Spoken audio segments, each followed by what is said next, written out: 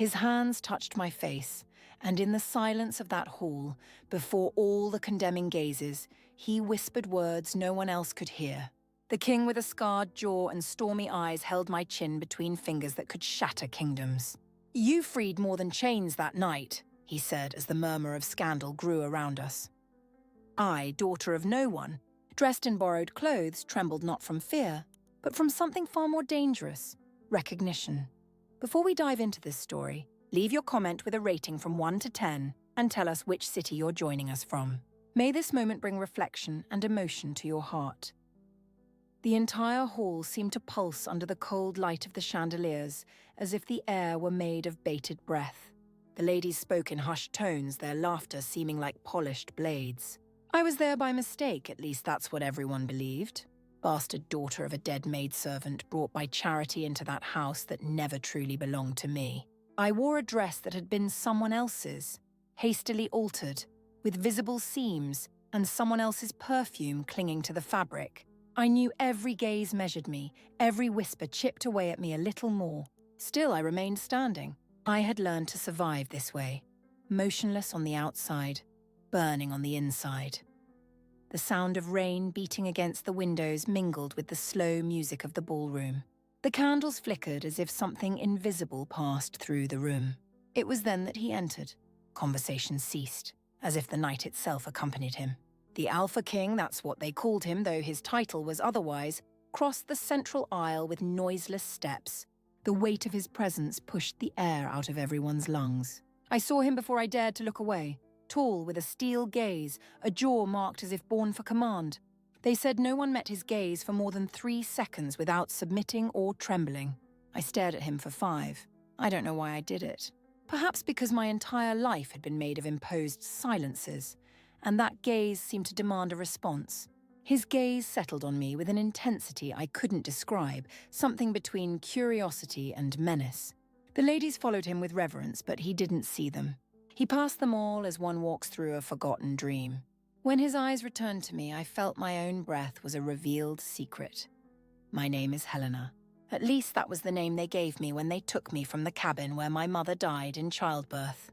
They say she had served in the palace kitchens before fleeing, pregnant by an unknown father. Some say it was a nobleman, others whisper it was a soldier, but no one ever confirmed it. I grew up in the dark corners of the castle, invisible to many, inconvenient to all. Countess Eliza, owner of these lands since her husband's death, allowed me to remain as a lady-in-waiting to her daughter Camille, a task that meant silently enduring the whims of a spoiled girl who had grown into a cruel woman. "Look at her, trying not to seem like the vermin she is," I heard Camille whisper to Leonora, her inseparable friend, as I stayed in the corner of the ballroom, trying to make myself invisible as I always had. "In that old dress of mine, she looks like a patched-up doll." I swallowed the lump that formed in my throat. It wasn't the first humiliation, nor would it be the last. The pale blue dress I wore was a forced gift from Camille, a discarded garment she'd insisted I wear to the ball just so everyone would see how ill-fitting it was on me. The sleeves were too long, the neckline too modest, the waist too tight. Everything about it screamed that I didn't belong there. It was then I realized the king was still watching me. Among so many ladies of the court, dressed in silks and jewels, with hair styled for hours and smiles rehearsed since birth, his eyes remained fixed on me, the displaced maidservant in a corner. A shiver ran up my spine. "Helena," Camille's voice cut through the air like a whip.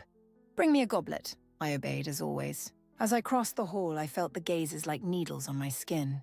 I took the crystal goblet and poured the red wine, careful not to spill a drop. When I turned, he was there, a few steps away. The king! So close I could feel the scent emanating from him. Something wild, like wet wood and earth after a storm. I froze in place, the goblet trembling slightly in my fingers. "Is this your servant, my lady?" His voice was lower and deeper than I'd imagined, with a tone that seemed to come from the depths of an ancient cavern. Camille hurried forward, bowing in an exaggerated curtsy. "Not exactly, Your Majesty. She's just an orphan my mother took in out of pity." "Helena, curtsy to the king, you ungrateful creature!" My knees buckled automatically, my eyes fixed on the polished floor that reflected the chandeliers above. I felt the weight of his gaze on my bowed head. "Raise your eyes when you stand before your king," he ordered. Not to me, but as if speaking to an entire room. I obeyed, though every fibre of my being knew I shouldn't. I met his gaze again, eyes grey as storm clouds, with something golden, almost animal, gleaming at the edges. A gaze that seemed to see through me into secrets I didn't even know myself. "What is your full name?" he asked. "Helena." My voice came out firmer than I expected. "Just Helena, Your Majesty." "No one is just something, girl." His mouth curved into a faint, almost imperceptible smile. "Everyone has a story, a purpose, even the lone wolves." Something in that phrase made my heart leap. It was as if he had spoken in a code only I could understand, though I myself didn't know the meaning. He extended his hand, and for a terrifying moment I thought he was going to touch me. Instead, he took the goblet of wine I still held. "Is this for me?" "It's for Lady Camille, Your Majesty," I replied, feeling the blush creep up my neck. He took a sip, without tearing his eyes from mine. "Now it's mine." Camille paled. No one dared defy the king. He returned the empty goblet to my hands. His fingers brushed mine for a brief instant, and I felt an electric current shoot through my body, as if something dormant within me had been awakened. "The ball will be interesting tonight," he said, turning away. "There's a full moon out there. Nights like these always bring revelations." As he walked away, with the entire court swirling around him like moths to a flame, I felt that something fundamental had shifted in the fabric of the world. Or perhaps just in mine. Camille's furious glare burned into my back. "What did you do?" she hissed, pulling me into a corner. "Why did the king speak to you? What did you say to him?" "Nothing, my lady." He just asked my name. "No one, absolutely no one, looks at a maidservant like that," she snarled, squeezing my wrist until it hurt. "Never approach him again, understand? Your place is in the shadows." I nodded, though a new, unfamiliar warmth pulsed in my veins. Her words were true. I was nothing. I had nothing. I belonged nowhere. But something in the king's gaze had ignited a spark I couldn't extinguish. The night continued. The orchestra played, couples danced, and I stayed in the dark corners, serving when asked, invisible when possible. But something had changed. Every now and then I caught his gaze in the crowd. Always watchful. Always in my direction. And each time that shiver returned, like a warning that something extraordinary and terrible was about to happen. It was then that the storm truly began.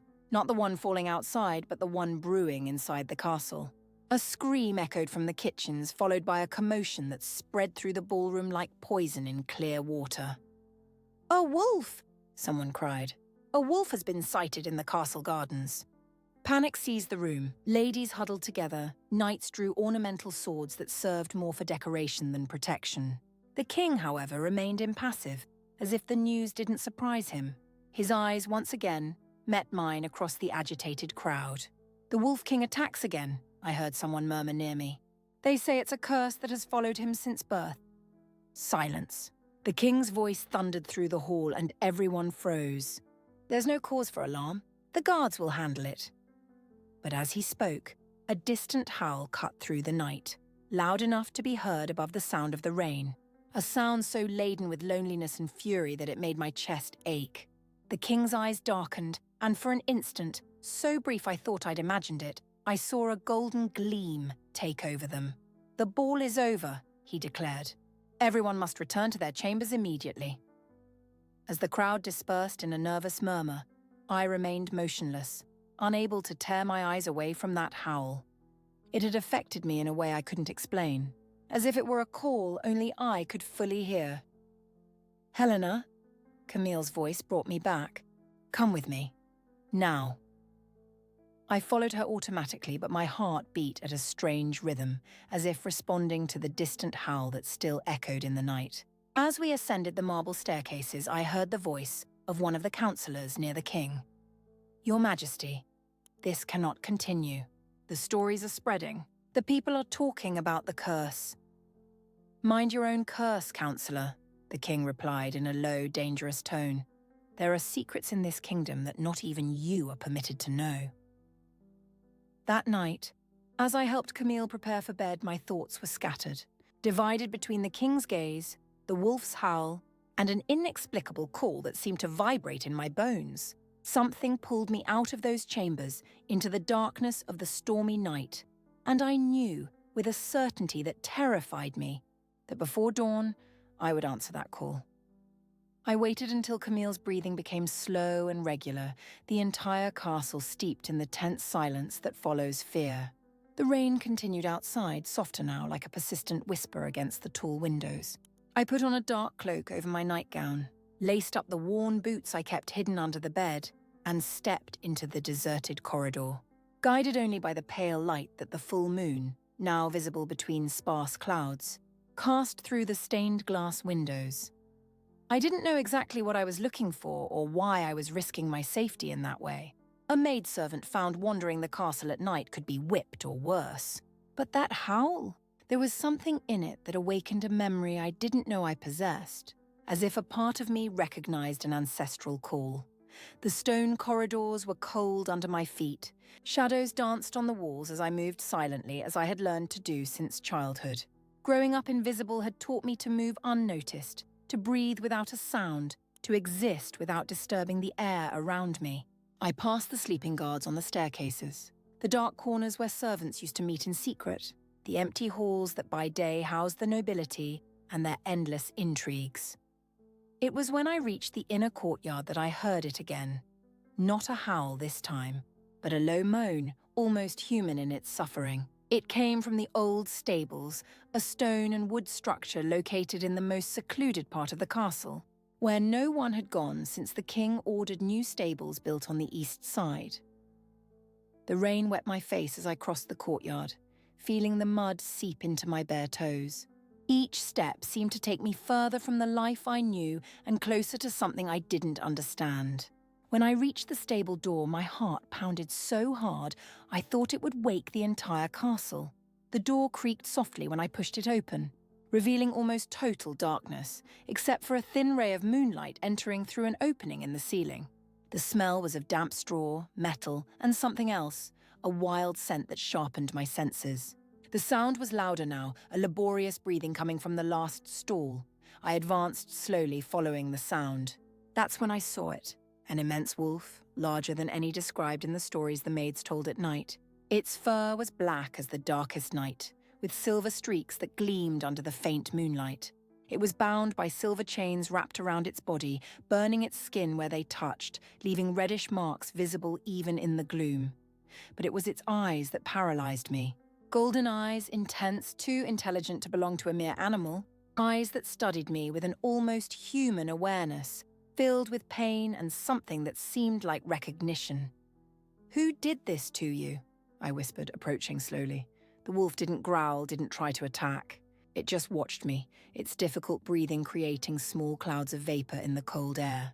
The chains that bound it were ancient, engraved with symbols I didn't recognize, but which made my fingers tingle just by looking at them. "You shouldn't be here." A grave voice emerged from a dark corner I hadn't noticed.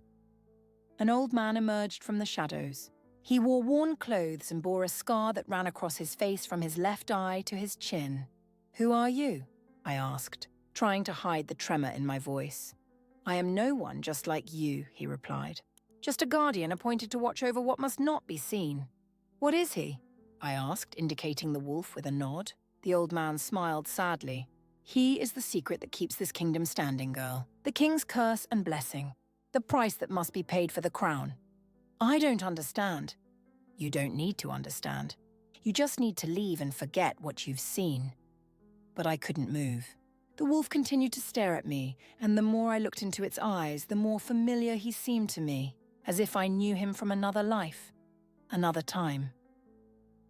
"He's suffering," I said, noticing how the chains burned his skin with every movement.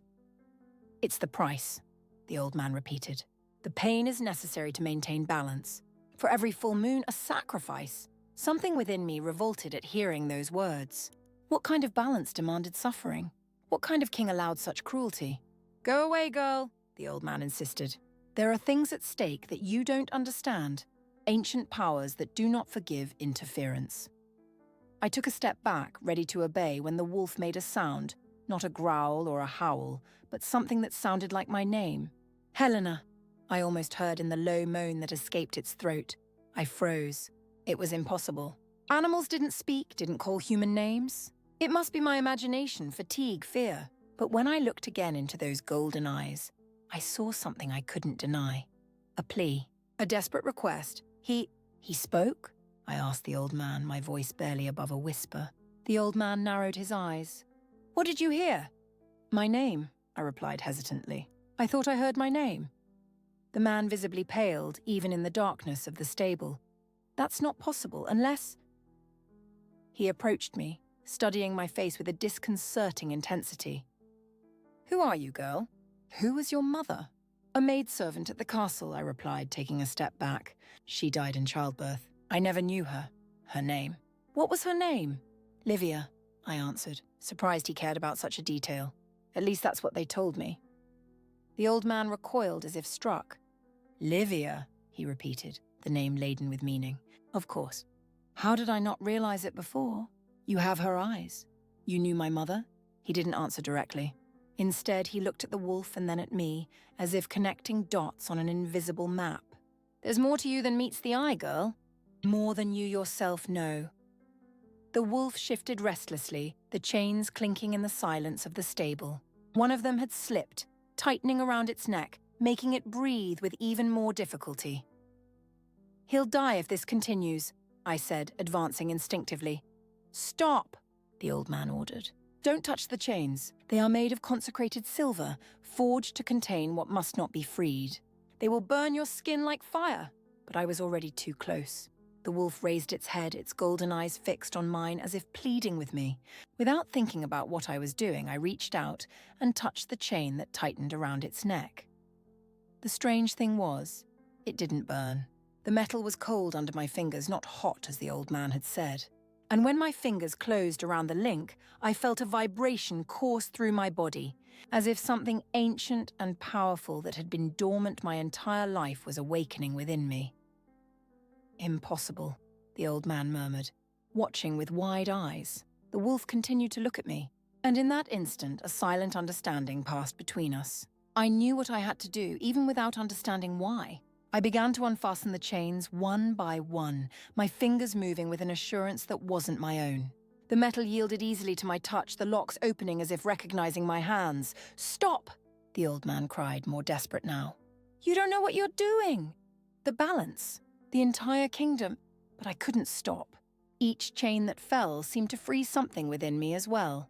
When the last one clattered to the floor with a metallic sound, the wolf rose to its full, impressive height. For a terrifying moment, I thought it was going to attack me. Instead, it approached slowly and pressed its snout against my hand in an almost reverent gesture. Its eyes, now completely golden, fixed on mine for an eternal second. Then it turned and ran out into the night, disappearing into the darkness before I could breathe again. The old man seemed devastated. You have no idea what you've just done, he said, his voice trembling. No idea what you've unleashed. What was he? I asked, still feeling the phantom touch of the snout on my hand. Why was he chained? It wasn't a he, girl. It was part of someone, the half, that cannot walk in the sunlight without revealing its true nature. The old man looked at the fallen chains, touching them carefully, only to recoil with a hiss of pain when the metal burned his fingers. It's the price of the crown. The secret of the royal lineage. I don't understand. The Wolf King isn't just a title, he explained with a heavy sigh. It's what he is. Two beings in one body, separated only during the full moon, when the beast within him takes on its own form. The chains kept that part of him under control, prevented it from following its wild instincts. I felt the blood drain from my face. You're saying that Wolf was the king, yes, or a part of him? The part he hides from the world, the curse that has run in his veins since his ancestor married a creature of the ancient forests centuries ago. My heart thundered against my ribs. I had freed a creature that, according to the old man, should have remained bound. I had interfered with ancient magic, with secrets that upheld the entire kingdom. What will happen now? I asked, barely daring to breathe. The old man looked at the open doors at the night beyond them.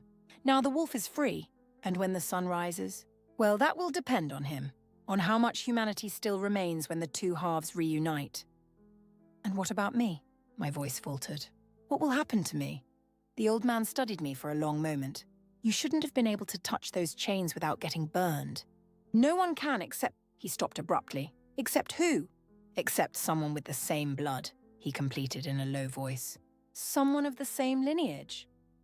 That's impossible, I protested. I'm the daughter of a maidservant. I have no lineage. The old man smiled sadly. Everyone has a lineage, girl. The question is, who was your father? Who visited your mother on full moon nights when she claimed to be too ill to work? Before I could process the meaning of those words, a distant howl cut through the night, more potent, more free, carrying a promise that made my skin prickle. Go back to your chambers, the old man ordered. Wash yourself, hide, and pray he doesn't remember who freed him when the sun rises. And if he remembers? The old man looked at me with a mixture of pity and admiration. Then may the ancient gods have mercy on your soul, for you have just become the most important and most threatened person in this kingdom. I ran out into the night, my legs trembling, my mind reeling with too many revelations to process. As I crossed the drenched courtyard, another howl sounded, closer now, a sound that seemed to call to me, to claim me. On the horizon, the first hint of dawn began to paint the sky pearl grey. The moon dipped behind the distant mountains, taking the night's secrets with it. And I, Helena, daughter of no one, ran back to a castle that had never been mine. But where, I now suspected, lay part of my true destiny. The entire castle trembled with the news that spread like wildfire at dawn. The king had been attacked during the night. Guards rushed through the corridors, councillors were summoned to urgent meetings, maids whispered in corners, and increasingly wild theories emerged every hour. I remained silent, assisting Camille with her morning ritual as if nothing had happened, as if my hands hadn't freed a supernatural being just hours before. My fingers trembled as I brushed her long golden hair, as I adjusted the ties of her dress, as I served her herbal tea. They say it was an assassin, Camille commented, her eyes gleaming with the excitement of scandal. Or perhaps one of the northern lords trying to usurp the throne. Indeed, my lady, I responded, maintaining the neutral tone I had perfected over the years. The tone of one who has no opinions of her own, who exists only to serve. Helena, you're more distracted than usual today, she complained, turning to face me. And what happened to your hands? I looked down surprised. Thin silver lines marked my fingers where I had touched the chains the night before. They weren't wounds. On the contrary, they looked like delicate designs, like tattoos made with moonlight. It's nothing, my lady, I lied quickly. I just burned myself helping in the kitchen yesterday. She raised an eyebrow, suspicious, but her attention was captured by a commotion in the corridor. Leonora, her friend, hurried into the room without knocking, her face flushed with excitement. Camille, you won't believe it. The king is summoning the entire court to the throne room immediately. Why? Camille was already on her feet, adjusting her dress. What happened? No one knows for sure. Leonora lowered her voice, looking around as if the walls could hear. But they say he's different, that there's something in his eyes, something altered. I felt the blood run cold in my veins. The old man's words echoed in my mind. It will depend on how much humanity still remains when the two halves reunite. Let's go, Camille ordered, already heading for the door. Helena, finish tidying my room and then come. I want you to bring my feather fan in case the hall is too warm. I nodded, grateful for the chance to have a few moments alone. As soon as the door closed behind them, I sank into the nearest chair, my heart pounding furiously. What had I done? What would happen when I entered that hall and faced the gaze of the king? The same king whose wild half I had freed the night before. I examined the silver marks on my fingers. They didn't hurt, but they emitted a soft warmth, as if they were still connected to the chains that had bound the wolf. Or to the wolf himself. Who is your father? The old man's question persisted in my mind. My entire life I had believed myself to be the daughter of no one, a nameless bastard without inheritance. But now there was the suggestion of something more, something that connected me to the king himself in a way I barely dared to contemplate. I forced myself to stand to finish my tasks. I made Camille's bed, organized her belongings, picked up the peacock feather fan she had requested. Each movement was mechanical, each breath a conscious effort. When I finally headed to the throne room, the corridors were deserted. Everyone had already gathered to hear the royal pronouncement. I quickened my pace, my heart accelerating with each passing moment. As I approached the large, ornate doors, I heard his voice, stronger, deeper than the day before. The voice of someone transformed. I entered silently, staying in the shadows of the pillars as I always did. The entire hall was packed. Nobles, councillors, guards, servants, all with their eyes fixed on the man who occupied the elevated throne. Even from afar, I could see the change. The king seemed taller, more imposing. His dark hair was wilder, less controlled. But it was his eyes that had undergone the most visible transformation. Even at a distance, I could see the golden gleam that now dominated the stormy grey. The wolf's eyes in a human face.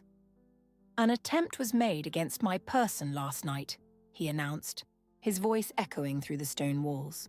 Not a common attack with daggers or poison, but something much deeper. Something that targeted the very essence of what I am. A nervous murmur ran through the crowd. Camille and Leonora exchanged apprehensive glances. Countess Eliza, who rarely left her private chambers, was present, her face a mask of studied concern. "For generations," the king continued, "my lineage has carried a burden few understand. A gift that is also a curse, a responsibility that cannot be shared."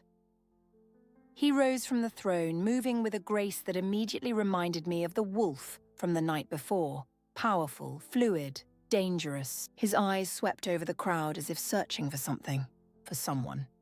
"Last night something changed," he went on. "Something that had been bound for decades was freed. Something within me." His voice faltered slightly, and I noticed his hands clenching into fists at his sides. Something that made me see the truth that had been hidden for too long. I instinctively recoiled, pressing myself against the column, wishing I could merge with the stone. But it was too late. His eyes, now completely golden, found mine across the crowd. "There is a traitor among us," he declared, his voice dropping to a lower, more dangerous tone. "Someone who interfered with ancient magic, who defied laws established even before this kingdom existed." The silence was absolute. One could hear the flapping of pigeons' wings on the roof above, the distant sound of the fine rain that had begun to fall again.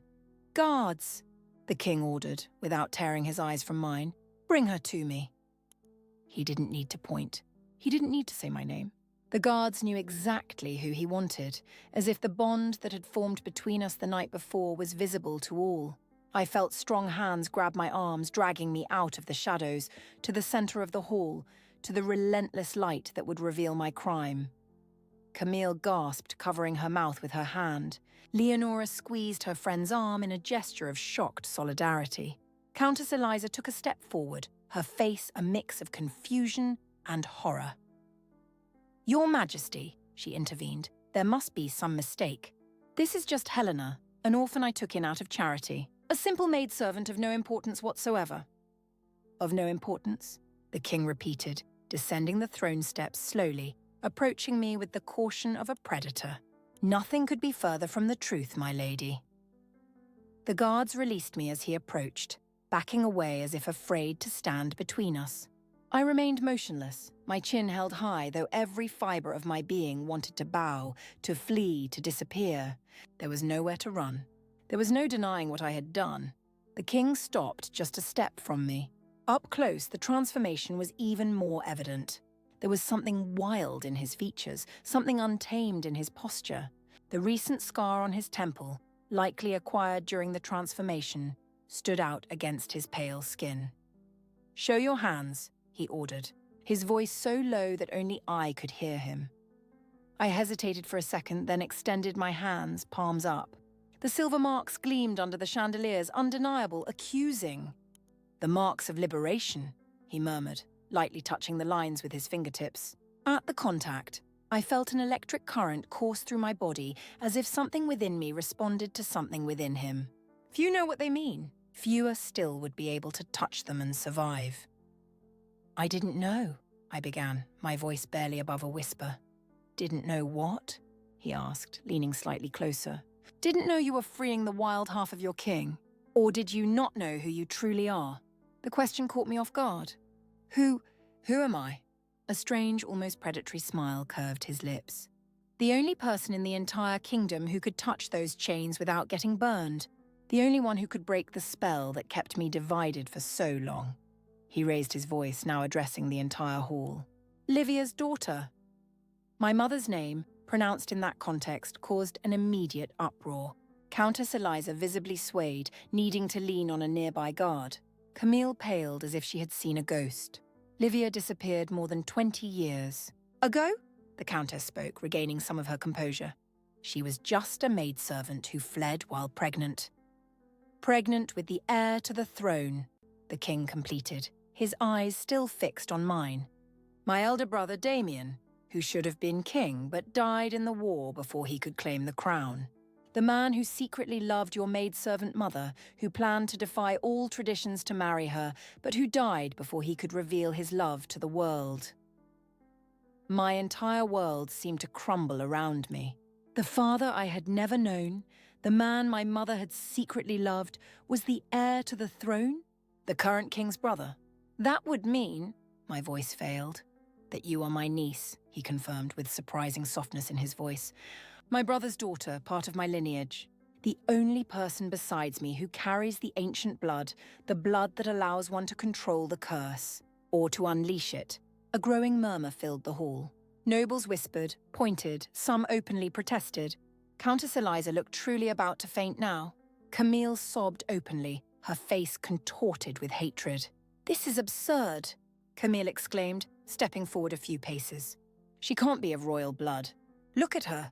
She's nothing but an insignificant maidservant who can barely read or write.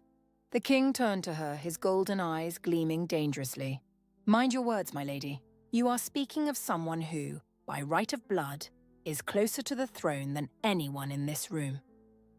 Camille recoiled, pale with anger and fear. I remained motionless, unable to fully process what was happening. But, I began, trying to gather my thoughts. If what you say is true, why did they let me grow up as a servant? Why was I never told? Because I didn't know, the king replied, his face softening slightly. When Damien died, Livia had already disappeared. I believed, like everyone else, that she had simply fled. I never knew she was carrying my brother's child. Your true inheritance was hidden from everyone, including me. He turned to Countess Eliza, his eyes hardening. But there are those who knew from the beginning, aren't there, my lady? Those who deliberately kept the king's own niece working as a maidservant, so she would never discover her true identity. Countess Eliza raised her chin, defiant even in the face of the king's contained fury. I did what was necessary to protect the kingdom. A royal bastard would be a threat to stability, especially one who carries the same cursed blood as you, your majesty. Do you think I don't know about the full moon nights? About what happens when the wolf within you awakens? The king took a step towards her and everyone around us instinctively recoiled. There was something terrible in his contained rage, something that made the air around us vibrate.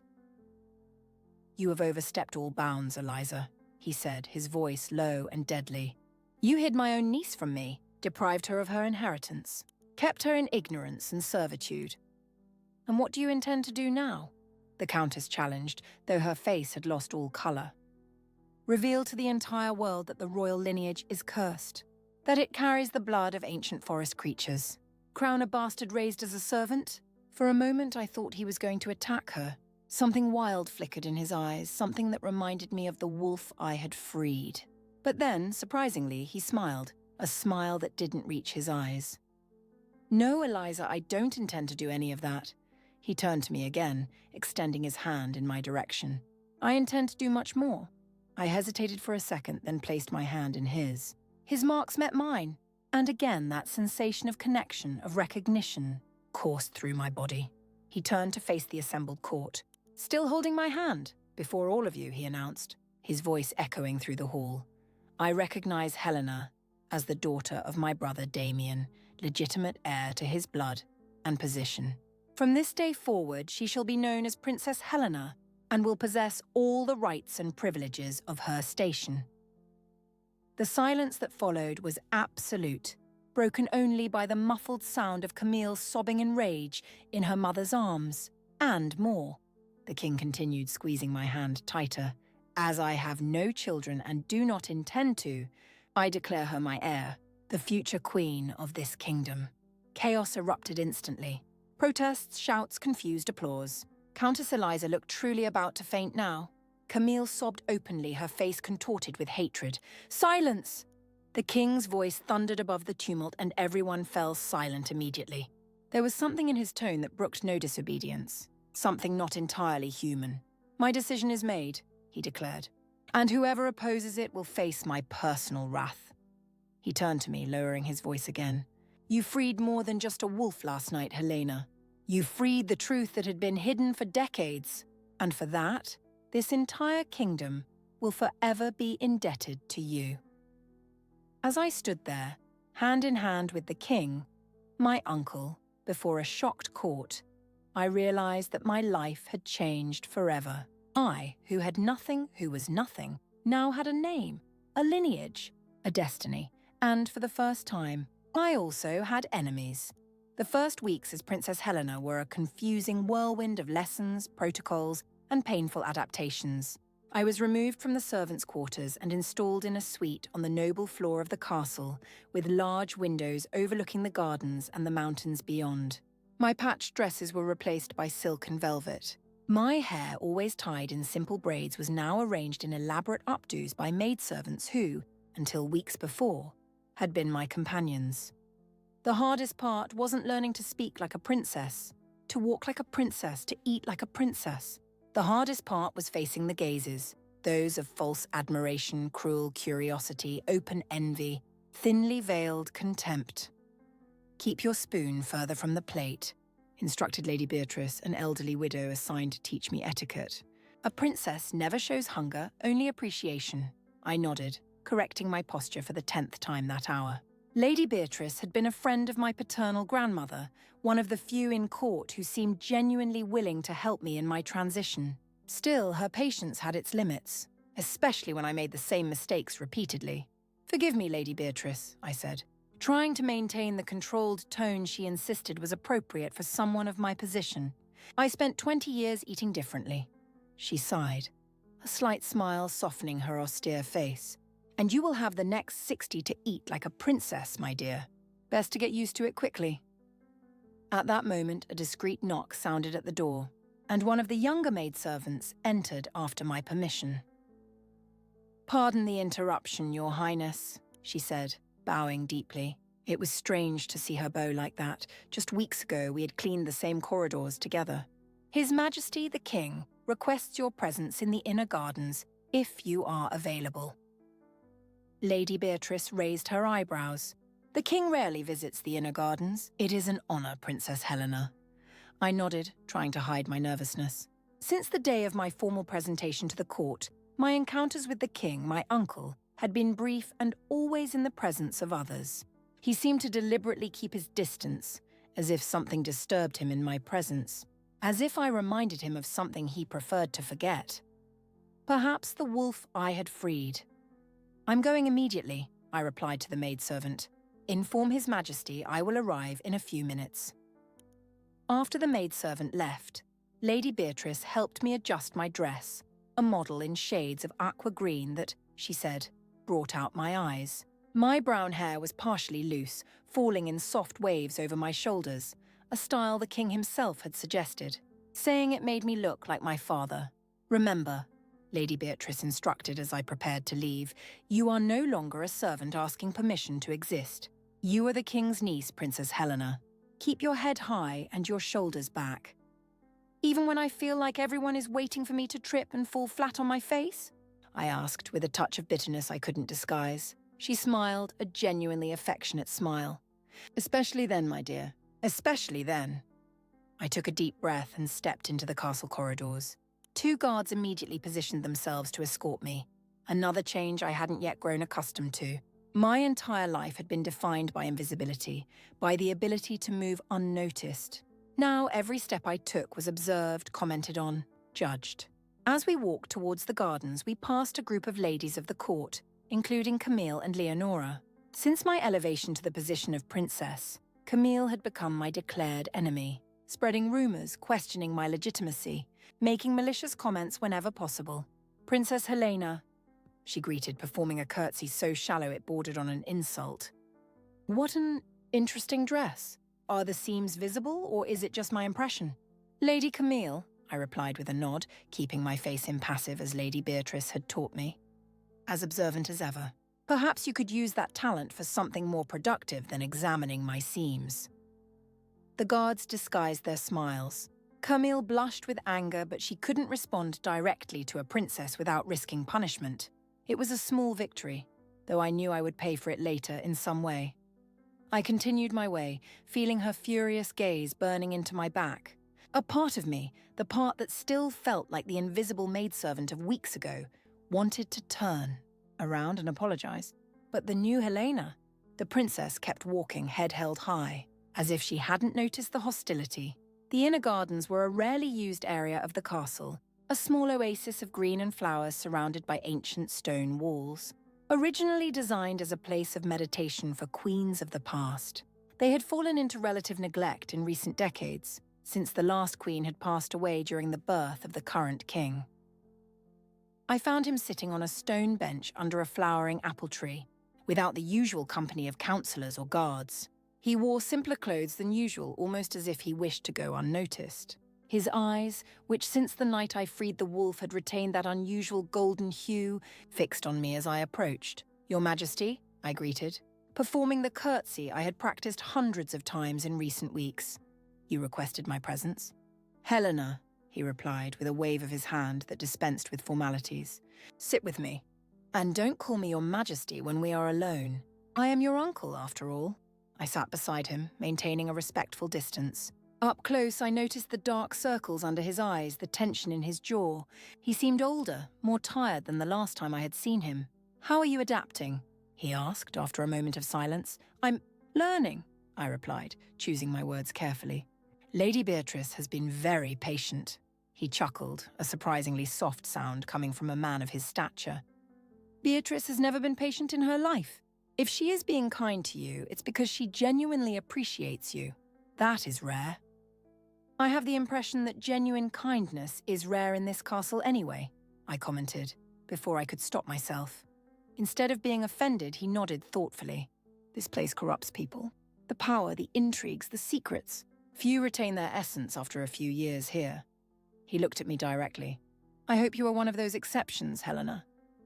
Something in the way he said that made my heart ache. There was a sadness in his voice, a resignation that didn't match his imposing figure. "You called me here for a specific reason." "Uncle." The word felt strange on my tongue, too intimate for the distant relationship we maintained. He was silent for a moment, as if he weighed his next words. When he finally spoke, his voice was lower, almost a whisper. "You freed me, Helena. You freed the wolf, yes, but you did much more than that. For decades, I kept that part of me bound, controlled, separated. The curse that runs in our blood, the blood of the Wolframs." "Wolfram?"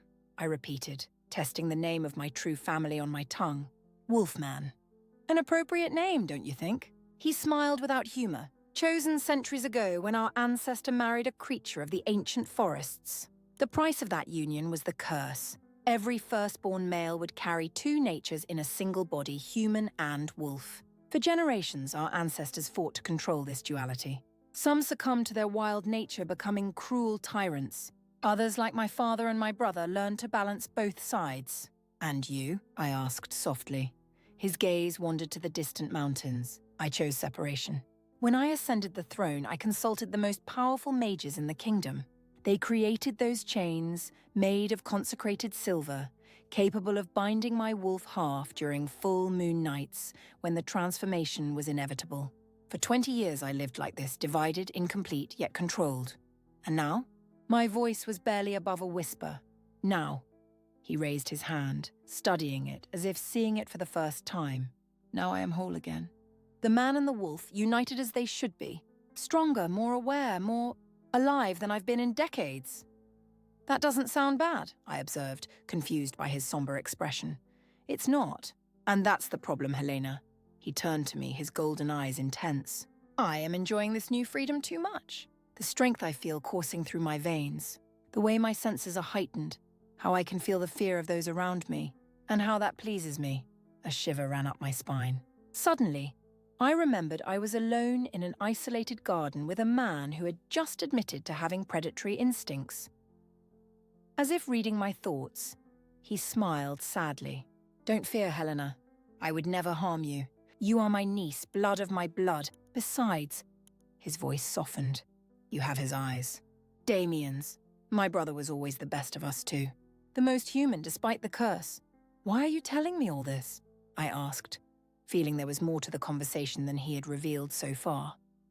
He hesitated, then seemed to make a decision. Because I need your help, Helena. You are the only one who can help me maintain balance. How could I help you? I barely know who I am, let alone how to control this. You have the same blood, he explained. While the women of the Wolfram lineage do not transform like the men, they carry the essence of the curse, or gift, depending on one's perspective. You were able to touch the chains without getting burned because your blood recognized mine. And now that the wolf is free, he responds to me. I completed, finally understanding. That's why you brought me close, made me a princess, your heir.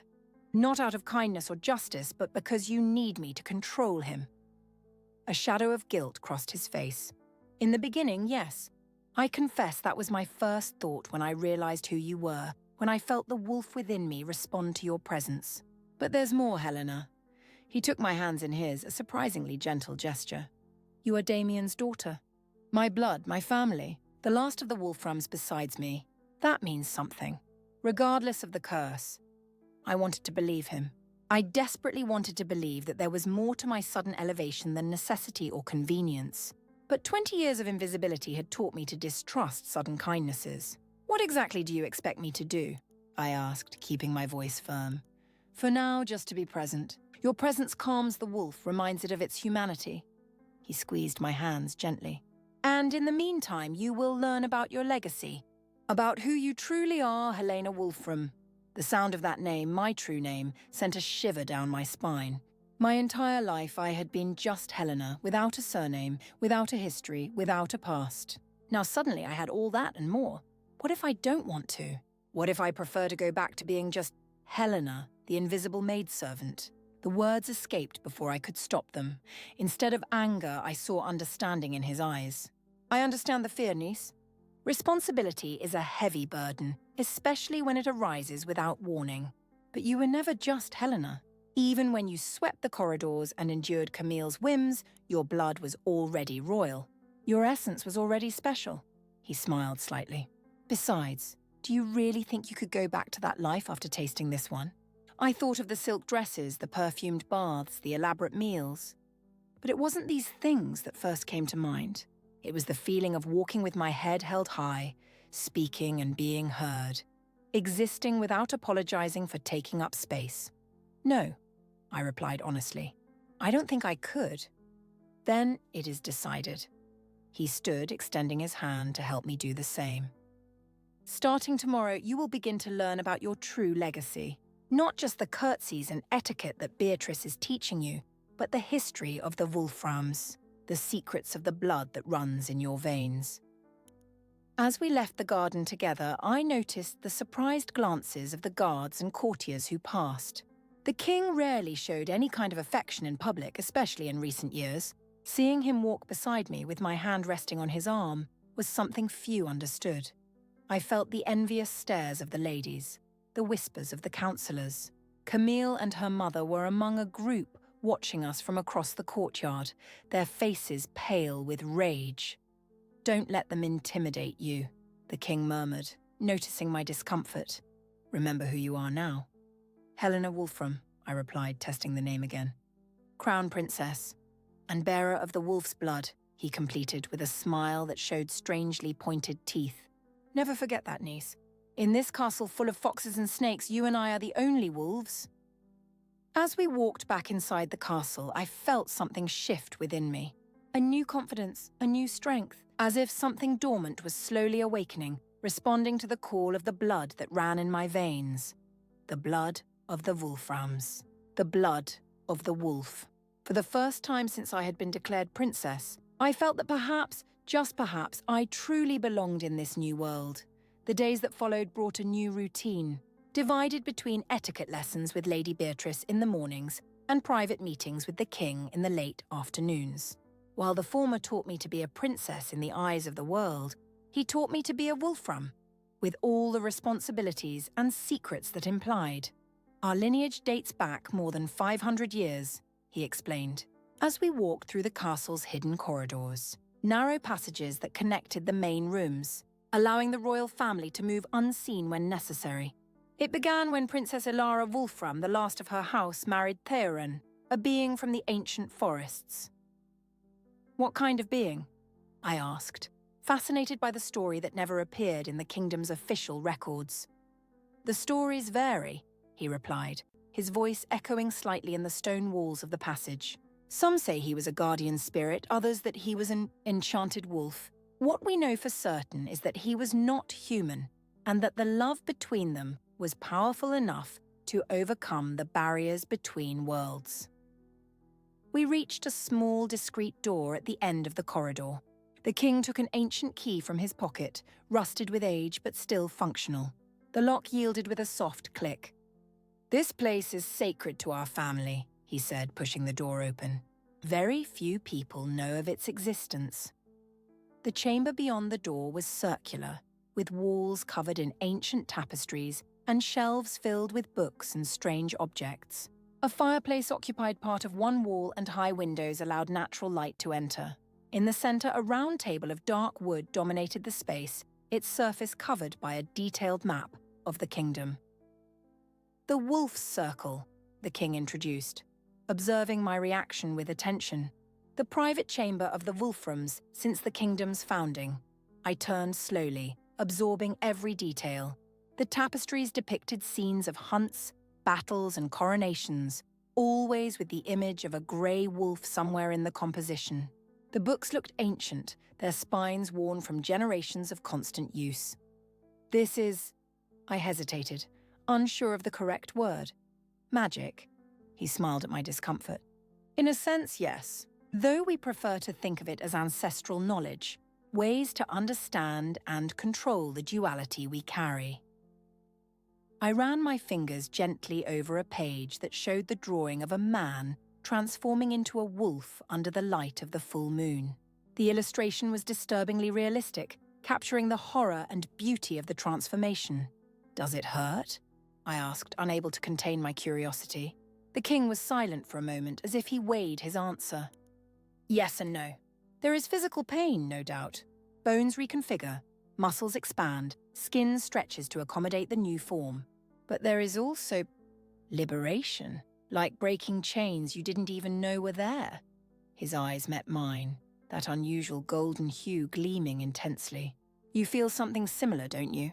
Not the complete transformation, for the women of the lineage rarely experience it, but something changing within you since you touched the chains." I swallowed, surprised by his perception. In recent weeks, since the night I freed the wolf, I had been noticing subtle changes in myself.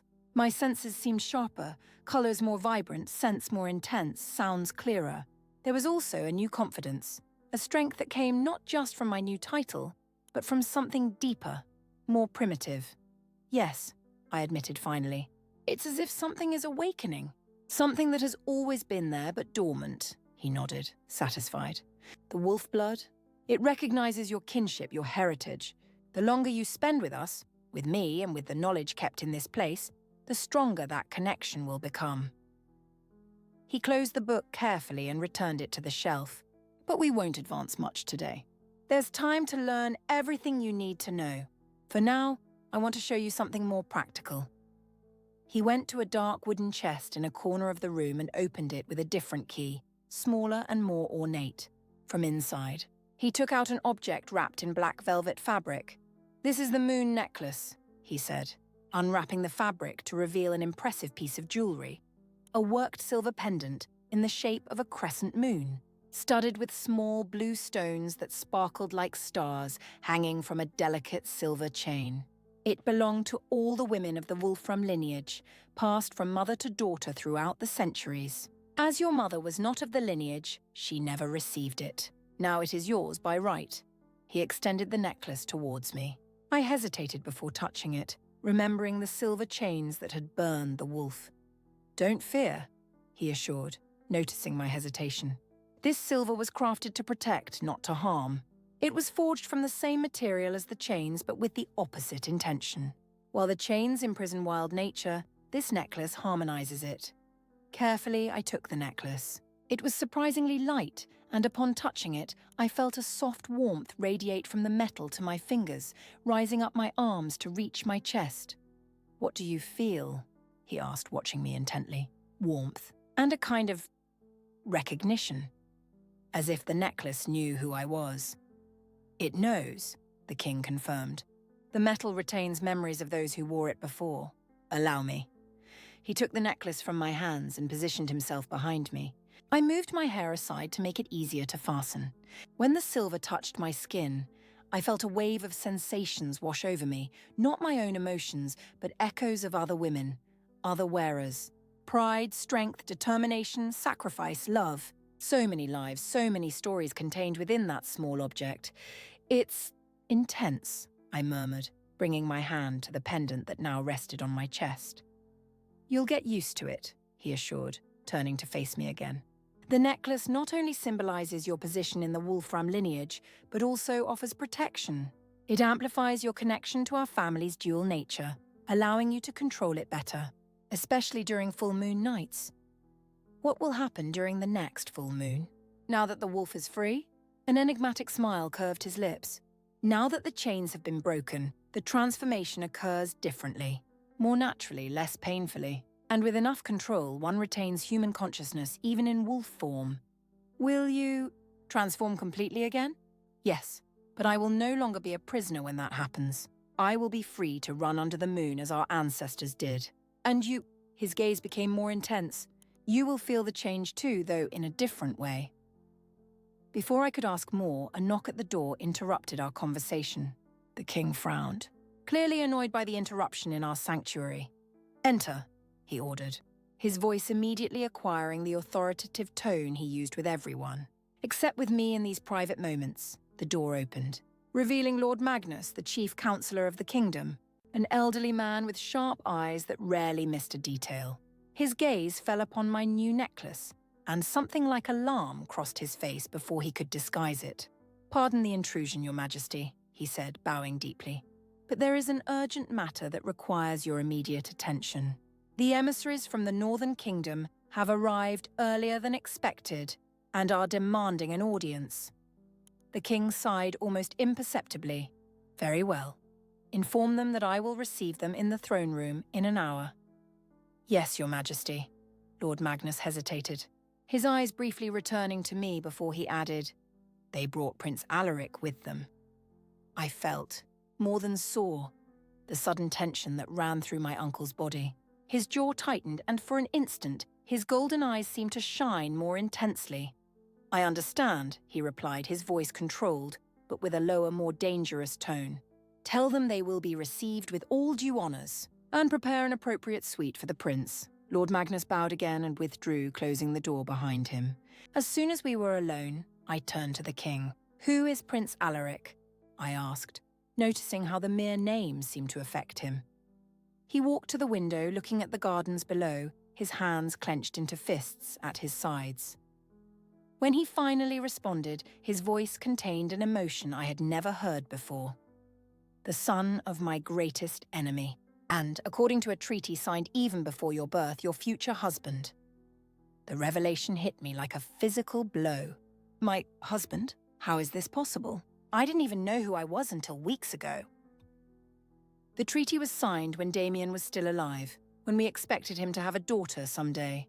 It stipulates that the first daughter of House Wolfram would marry the crown prince of House Nordman to seal peace between our kingdoms after generations of conflict." He turned to me, his eyes now somber. "When Damien died and your mother disappeared, we believed the agreement would never be realized. But now Now I'm here, I completed, understanding slowly dawning on me. And they've come to collect on the promise. Precisely. His voice was laden with regret. I should have foreseen this. As soon as I announced your existence to the world, it was inevitable that King Thormund of the North would remember the agreement. A wave of indignation washed over me. They can't just decide my future like this. They don't even know me, and I don't know this prince. In the world of royalty, Helena, marriages are rarely a matter of personal choice. They are alliances, strategies, ways to maintain peace and strengthen kingdoms. His tone was gentle but firm. The treaty is legally binding. It was signed with blood and sealed with ancient magic. It's not something we can simply ignore. I felt the weight of that revelation crushing me. In a matter of weeks, I had gone from invisible servant to crown princess, and now, apparently, the promised bride of a foreign prince. It was too much to process. How long? I asked, my voice weaker than I would have liked. How long do we have before? The treaty stipulates that the marriage must occur when both parties reach the age of majority. Prince Alaric is 23. You are 20. By law, we could hold the ceremony immediately. He paused, seeing the horror on my face. But I will not let that happen so quickly. You need time to get used to your new position, to learn about your legacy. I will negotiate a postponement. A year, perhaps 2. And then, he approached, placing his hands on my shoulders, his touch surprisingly gentle for a man of his strength. Then, Helena, you will fulfill your duty as a Wolfram, as all the women of our lineage did before you. I wanted to protest, to shout, to rebel against this destiny others had mapped out for me. But something in his gaze, not authority, but a shared sadness, silenced me. Come, he said, offering me his arm. We must prepare to receive our guests. As we left the wolf's circle, I felt the weight of the necklace against my skin, a constant reminder of who I was now. Helena Wolfram, crown princess, bearer of the wolf's blood, and apparently the promised bride of a prince I had never met. Life as an invisible maidservant suddenly seemed terribly simple in comparison. The grand hall had been transformed for the banquet. Ancient tapestries depicting glorious hunting and battle scenes of the Wolframs were unearthed from chests where they had lain for decades, giving the room an air simultaneously majestic and wild. Polished silver chandeliers hung from the high ceiling, illuminating the tables arranged in a U-shape, with the main table elevated on a dais where the king and I would sit with the most important guests. I entered the hall escorted by Lady Beatrice, who had personally supervised my preparation for the night. My dress was a masterpiece of dark green silk with silver embroidery that resembled forest foliage under moonlight. My hair was partially styled in complex braids, leaving most of it to fall in waves down my back. The moon necklace rested on my chest, and a more elaborate tiara than the one worn during the day completed the ensemble. Remember, Lady Beatrice murmured as we advanced. Prince Alaric will be seated to your right. Be courteous, but not overly friendly. Answer his questions with controlled honesty. Avoid too much wine. Northerners have a taste for strong drinks and often test the endurance of potential allies. I nodded slightly. My stomach contracted in a knot of nervousness. The hall was already almost full, nobles of our kingdom uncomfortably mingling with the northern delegation. The contrast between the two groups was evident. Our courtiers with their delicate silks and elaborate jewels, the northerners with furs, worked leather and metal ornaments, their voices louder, their gestures more expansive.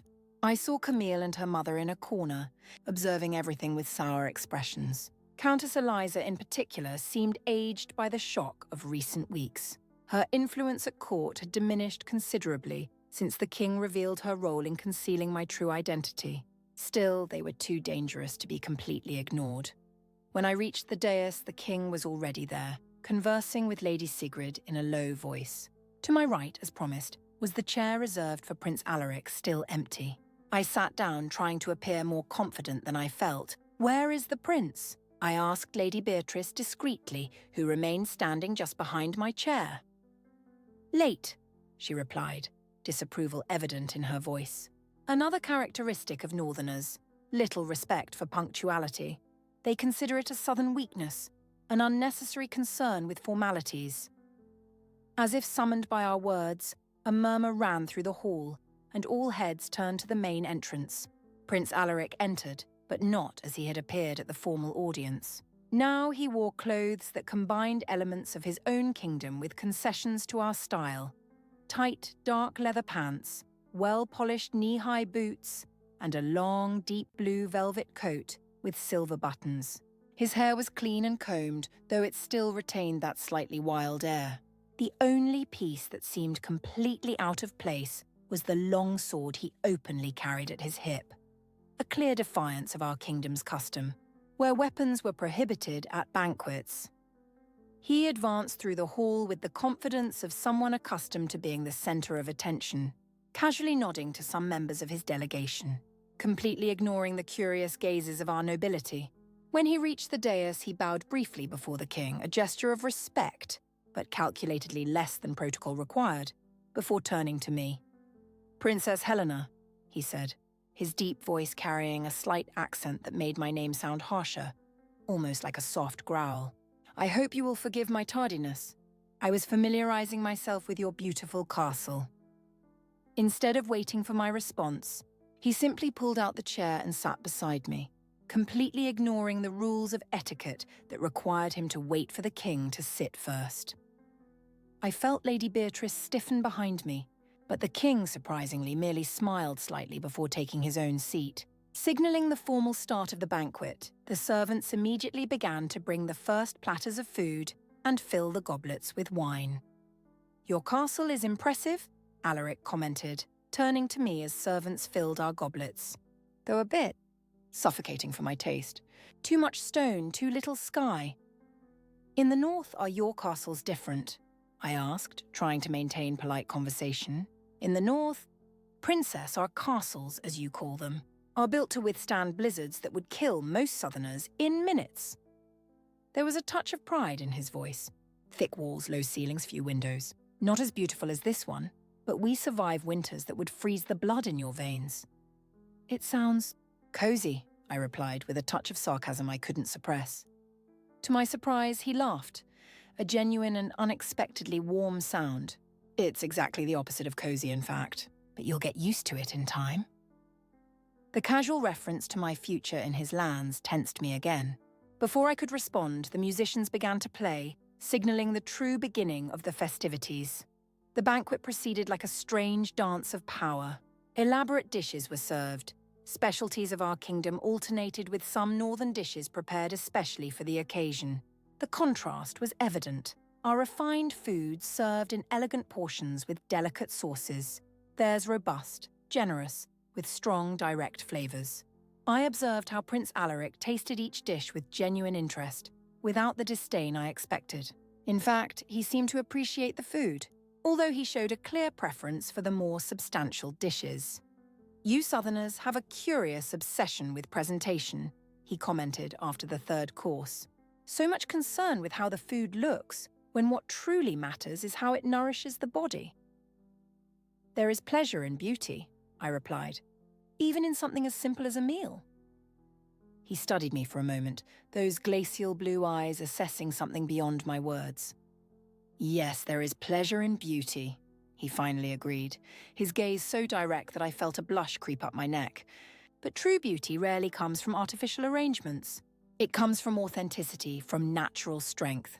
Before I could respond, Lady Sigrid leaned in our direction, deliberately interrupting the increasingly personal conversation.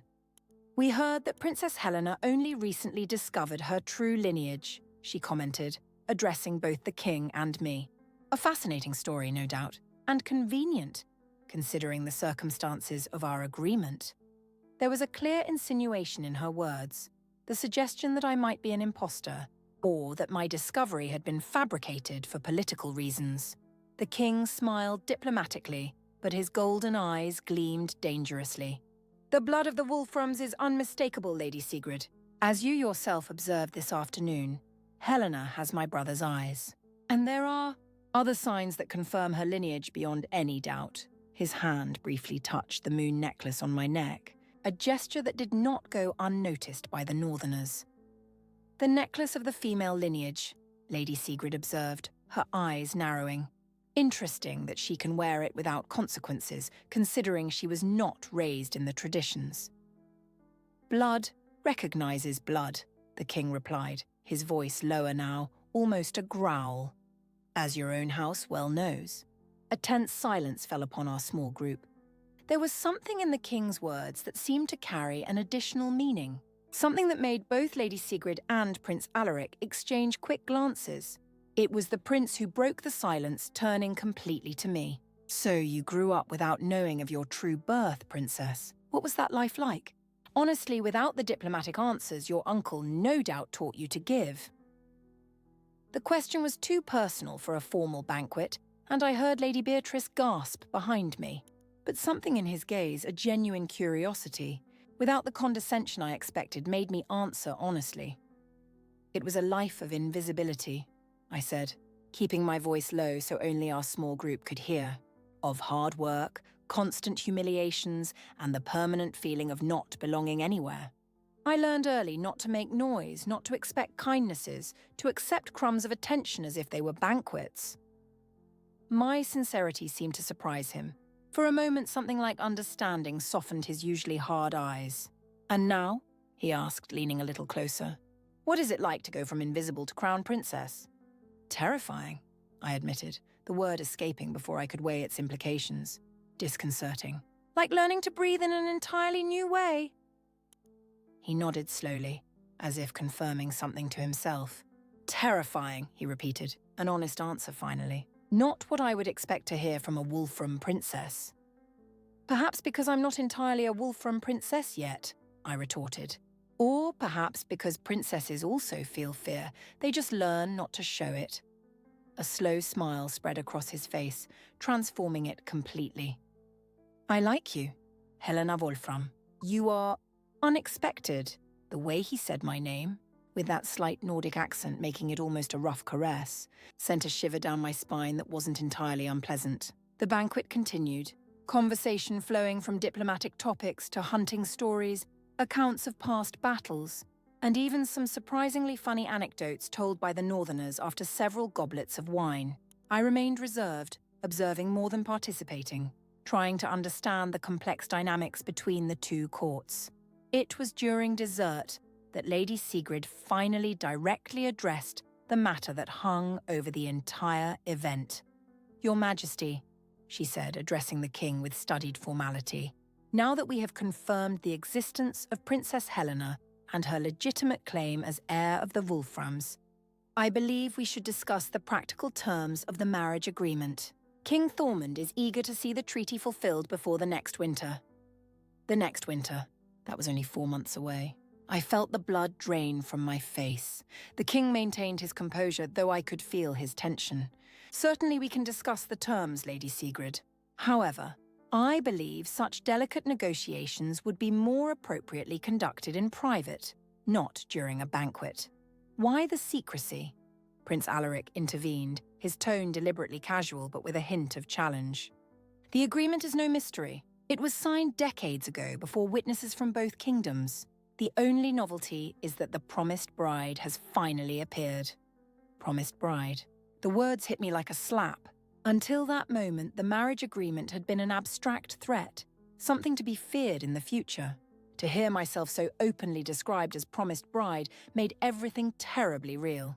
Prince Alaric, I said, unable to restrain myself. You speak as if I were merchandise negotiated even before my birth.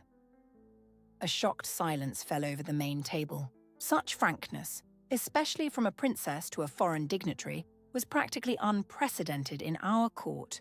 I felt Lady Beatrice stiffen behind me, likely horrified by my lack of diplomacy. To my surprise, the prince did not seem offended. On the contrary, a slow, appreciative smile curved his lips. Not as merchandise, princess, he replied, his voice lower, just for my ears. As the living symbol of an alliance, as I have been since my birth. He paused, then added, believe me, I understand your frustration better than you. Imagine. There was something in his tone that suggested a shared experience, the feeling of being a pawn in a political game that had begun long before our birth. Before I could respond, a sudden clamour erupted at the other end of the hall. Raised voices, the sound of metal, cries of alarm. Everyone at the main table turned to see what was happening. One of the northern warriors was standing, sword unsheathed, confronting a young nobleman from our court who had also drawn a dagger. Both seemed drunk, their faces flushed with anger and wine. "Repeat that, cowardly southerner," the northerner snarled in his thick accent. "Repeat what you said about our prince." "I only spoke the truth known to all," retorted the young nobleman, whom I recognized as Lord Edmund, Countess Eliza's nephew, "that your wild prince carries the same cursed blood as his promised bride. A perfect pair of abominations." A roar of indignation rose from the northerners, while many of our own court recoiled, shocked by the open mention of cursed blood, the secret that, until weeks ago, was known only to a few.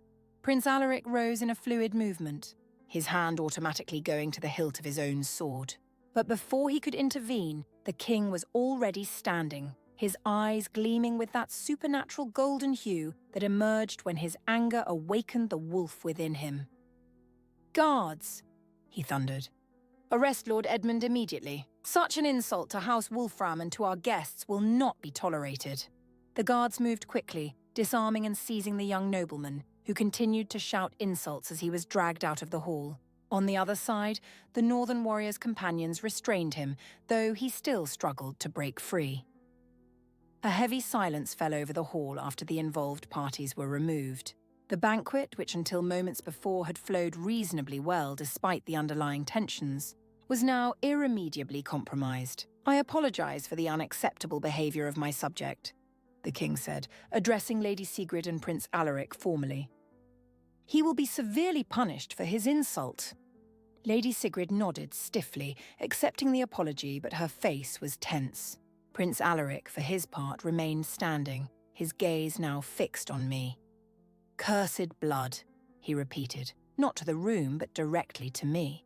"So the rumors are true. The Wolfram lineage carries more than just political power in its veins."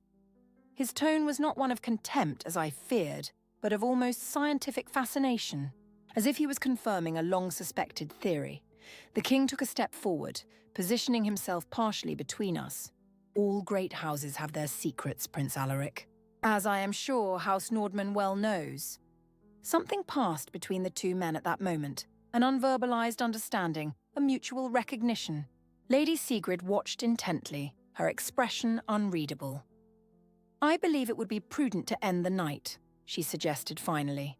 "We could resume our discussions in the morning, when tempers are calmer and tongues less loosened by wine." The king agreed, and the banquet was formally concluded. As the guests began to disperse, the prince leaned towards me. "This night has only increased my curiosity about you, Helena Wolfram," he said, his voice low and intense. "About what you truly are, about what we could be together." Before I could respond, he took my hand and, in a gesture that defied all protocols, brought it to his lips. It wasn't the formal kiss on the hand that etiquette allowed, but something more intimate, his lips pressed against my wrist, where my heart pounded frantically. "Until tomorrow, princess," he murmured against my skin. "Dream of wolves and bears dancing under the moon." Then he moved away, following his aunt and the rest of the northern delegation out of the hall, leaving me stunned and confused by his enigmatic words and the warmth his touch had provoked on my skin. Lady Beatrice approached immediately, her face a mask of contained concern. "Your Highness, what did he say? What does this wolves and bears dancing mean?" I shook my head, still trying to process the night's events. "I'm not sure, but I suspect Prince Alaric knows more about the Wolfram's secrets than we should be comfortable with." "And you about the Nordman's secrets," the king intervened, who had approached silently. His face was somber, thoughtful. "What do you mean?" He looked around, making sure we were reasonably isolated from the curious ears that still remained in the hall. "There's a reason why this marriage agreement was sealed with ancient magic, Helena. A reason beyond politics or trade routes." He lowered his voice even further. "House Nordman also carries an ancestral curse, not of wolves, but of bears." The revelation hit me like lightning. Suddenly, the prince's words, the symbol of his house, the white bear, and their strangely contained reaction to the mention of cursed blood took on new meaning. You're saying he also transforms? Yes, during the winter solstices when the night is longest. As our ancestors knew generations ago, the only way to stabilize both curses is through the union of the lineages. That's why the agreement cannot simply be ignored or renegotiated. My mind reeled with the implications. It wasn't just a political marriage that awaited me, but a mystical union, destined to balance ancient powers I was only just beginning to comprehend. "Why didn't you tell me this before?" I asked, my voice trembling with conflicting emotions. "Because I wanted you to meet him without prejudice, to form your own impression." He placed a gentle hand on my shoulder. "And because, perhaps selfishly, I feared the full truth would be too much for you to absorb so quickly after discovering your own heritage." I looked across the now almost empty hall, in the direction where the prince had left. Suddenly, his intensity, his brute strength, even his disconcerting frankness made more sense. He too carried an ancestral burden, a duality that separated him from ordinary men. "He knows about me," I murmured. "About the wolf?" "About everything." "Yes," the king confirmed, "just as you now know about him. Mutual knowledge is part of the union process. Neither of you can enter this marriage without fully understanding what is at stake." Lady Beatrice, who had listened to the entire conversation in respectful silence, finally spoke. "Your Highness, I believe you should rest. The next few days will be intense, and you will need all your strength and mental clarity for the negotiations to come." I nodded, suddenly exhausted not only physically but emotionally. The night's revelations, added to the stress of recent weeks, had drained my strength. As I was escorted back to my chambers, I couldn't help but look out the window overlooking the outer courtyard. The moon was almost full, bathing the castle in a silvery light that highlighted every shadow, every contour. And there, standing alone in the center of the courtyard, looking directly at my window, was Prince Alaric. Even at a distance, I could see the unusual gleam in his eyes, no longer glacial blue, but with an amber glow that resembled the supernatural gold of the king's eyes when the wolf awakened within him. Wolves and bears united by blood, by magic, by destiny. Perhaps it wasn't the future I would have chosen for myself, but as I watched the prince below, I felt something shift within me. Not resignation, but a cautious curiosity, an openness to possibilities I had never considered. After all, if I had accepted the transformation from invisible maidservant to crown princess in just a few weeks, perhaps I could accept this next transformation too. From solitary princess to queen of the north, united with a man who, like me, walked between two worlds. Tomorrow would bring negotiations, formalities, preparations. But for now, on that almost full moon night, I allowed myself to simply feel the awakening of ancestral power in my blood, responding to the distant call of another being like me. And for the first time since it all began, I felt no fear.